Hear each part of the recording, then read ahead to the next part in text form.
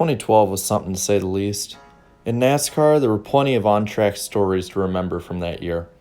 Hendrick Motorsports struggled to hit 200 wins, Dale Earnhardt Jr. breaking his 4-year winless streak at Michigan. An all-time great finish, huge wrecks, Gordon's lowest moment, and a drunk Brad Keselowski. But one of the major things you may have forgotten was that AJ Allmendinger was running in the number 22 Shell-Pennzoil Dodge. Most remember Kurt Busch in the car, and of course you remember Joey Logano, but Allmendinger was tabbed for driving duties in the 22 Dodge for the 2012 season. Now, why is this important?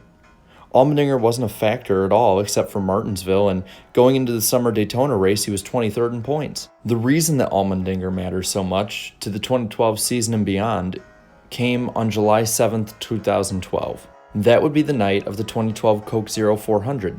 The night AJ Allmendinger and the NASCAR world were shocked to find out that the Penske driver had failed a random drug test. The failure meant that Allmendinger would be indefinitely suspended from NASCAR. In the short term, the race team went to the Nationwide Series driver of Sam Hornish Jr. to fill in Allmendinger's place.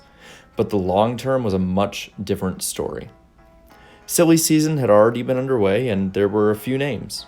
The top of the list being Matt Kenseth. Kenseth had only a week before announced his upcoming departure from Roush-Fenway Racing at the end of the 2012 season. Kenseth was a champion of the sport, and he had 22 career victories and was in the midst of a career resurgence. It seemed like a no-brainer, but it wasn't meant to be. It wasn't in the cards as the powerhouse team of Joe Gibbs Racing signed the champion. In order to do this, Gibbs, though, had to give up a seat, which formerly belonged to Joey Logano. Due to lack of sponsorship, Logano could not race the 20 anymore. He was in search of new employment. Penske was there, and thanks to a push from the man who would become the 2012 champion in Brad Keselowski, Logano would be the third driver in 3 years to be scheduled to drive the 22 Shell-Pennzoil car full-time. It seemed at the time that it was a swap-out of mediocrity for just some younger mediocrity. Logano only had 2 career wins to his name, and a career high of 16th in points, which came 2 years prior to the signing, and an average finish of 19th. Many saw it as a really dumb move.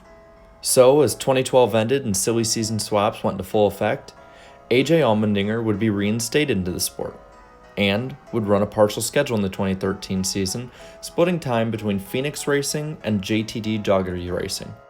And in 2014, the move to JTG paid off, as he got his only career Cup win at Watkins Glen.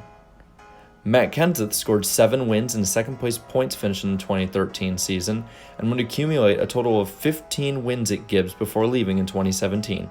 Logano was the biggest benefactor, as he not only got a win in his first chase berth in 2013, but since driving the 22 car, Joey Logano has scored 20 wins and the 2018 championship. So, had it not been for Allmendinger's unceremonious booting from both Penske and temporarily NASCAR, it is quite possible that Logano never goes to Penske and possibly slips away into mediocrity and forgottenness like guys such as Reed Sorensen or Scott Speed or Scott Riggs. It's fun to think about of the what-ifs, right?